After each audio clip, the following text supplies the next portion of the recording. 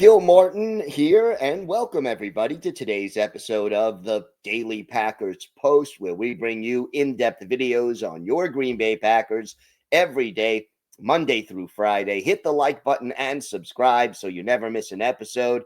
And also check out our website at thepackerspost.com for in-depth articles on your Green Bay Packers. Today, we're going to talk a little bit about the cornerback situation with Nate Hobbs struggling to find his form. The Packers coaching staff faces some difficult decisions ahead. Hobbs signed as a big ticket free agent this offseason to a 4-year, $48 million contract. And GM Brian Gutekunst knew the Packers needed to fortify the cornerback position. They weren't bringing back former first-round pick Eric Stokes, and they knew that there were issues that were unlikely to be resolved with Jair Alexander, the former cornerback one, and eventually they do end up waiving Alexander. So what ends up happening, Gutekunst knows he needs more talent. Hobbs is at the age that the Packers like to sign free agents, mid-20s, and they end up signing him to the deal. Now, originally, the Raiders drafted Hobbs in the 5th round back in 2021. The Illinois alum played for the Raiders for 4 seasons and was mostly a slot corner. He did spend some time on the boundary, but he was always more effective on the inside. Not exactly a ball hawk. Hobbs intercepted 3 passes in 4 years. And one issue with Nate Hobbs throughout his career has been injuries. He only played every game in a season once in those 4 years, and that was his rookie campaign. And at different times, he missed games due to COVID, a broken hand, and then an ankle injury. So there were a lot of people at the time of the signing who felt that the Packers overpaid for Nate Hobbs, that he wasn't, he was a decent role player, but not worth that kind of money. And they were not sure if he could play the boundary as well as the slot. But for Hobbs, obviously, signing with Green Bay, a great opportunity for him to show that he could take on the bigger role. And much like Xavier McKinney, or much like Keyshawn Nixon, grow into the role and be more than most people thought he could be. But the injury bug has bothered Hobbs since he arrived in Green Bay. He missed most of training camp and the preseason. After suffering a knee injury, he opted for surgery with the hope that he'd be ready to play in week 1, but the rehab took longer than initially expected. He missed the season opener and then returned against the Commanders in week 2, but was on a play count, only saw limited action. But since he returned, well, he's done really well against the run, according to Pro Football Focus.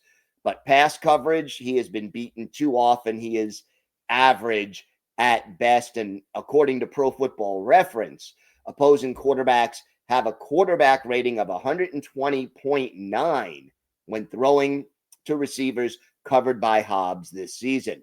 Against the Cardinals, Hobbs really, truly had a rough game. Marvin Harrison Jr. beat him for a 22-yard gain that set up a field goal early in the game. And then later on 3rd and 14, Hobbs was burned by Harrison again on a play that gained 35 yards. And later in the game, on Trey McBride, the tight end's second touchdown catch against the Packers, Hobbs made a token effort at best and whiffed on a tackle that could have kept McBride out of the end zone. Throughout the game, the Cardinals and quarterback Jacoby Brissett looked for Hobbs, threw to receivers in his area, and unfortunately, the Packers and Hobbs really didn't have an answer. Now, there are some tough decisions to make. And the first thing that the coaching staff, Matt LaFleur, Jeff Hafley, they need to decide how much of this poor start is due to the lingering issues from the knee injury, where he's just not able to go at 100%. Maybe his speed is off. Maybe he's hesitating to change directions. This is something the coaching staff and the medical staff needs to figure out. Or is the problem that he just lacks the tools and the skills to be an effective boundary corner? And there is an alternative on the roster, Carrington Valentine, who got a lot more reps when Hobbs was out or limited, and he's graded out. I mean, Valentine, bigger, a little more physical than Hobbs, not the most consistent guy, but getting better. I think the arrow is headed in the right direction for Valentine. But Valentine really not built because of his size to play in the slot. Carrington Valentine is a boundary corner, period. So here are your options. You can bench Hobbs altogether. You could insert Valentine in, see how he does. You could insert Valentine in and shift Hobbs back to the slot where he had his best success while with the Raiders. But the problem with that, Javon Bullard has been the primary slot corner so far, and Bullard has been doing a really good job. Now, you could move Bullard to a regular safety spot opposite Xavier McKinney, either have him split time with Evan Williams or replace Evan Williams. But Williams has played well, although he also struggled against the Cardinals.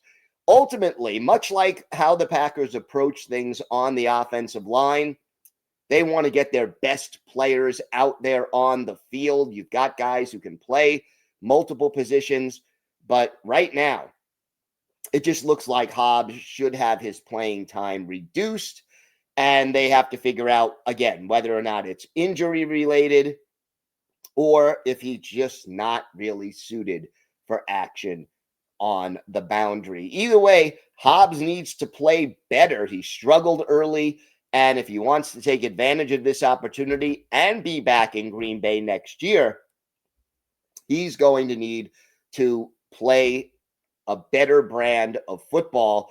You know, it's a 4-year contract, but it's really a 1-year deal with 3 one-year options because of the way the bonus and the salary were structured. So we'll see whether or not Nate Hobbs can bounce back. Hopefully he will, but right now he has struggled throughout the early part of the 2025 NFL season. And you've got Aaron Rodgers and the Steelers coming up Sunday night, so it will not be easy. We'll see how the coaching staff and how Hobbs handles this situation. Check out our website at thepackerspost.com for in-depth articles on the Packers. Meanwhile, here on YouTube, hit the like button and subscribe so you never miss one of our episodes. I'm Gil Martin. Have a great day, everyone. Stay safe, and thanks for watching the Daily Packers Post. Go Pack, go.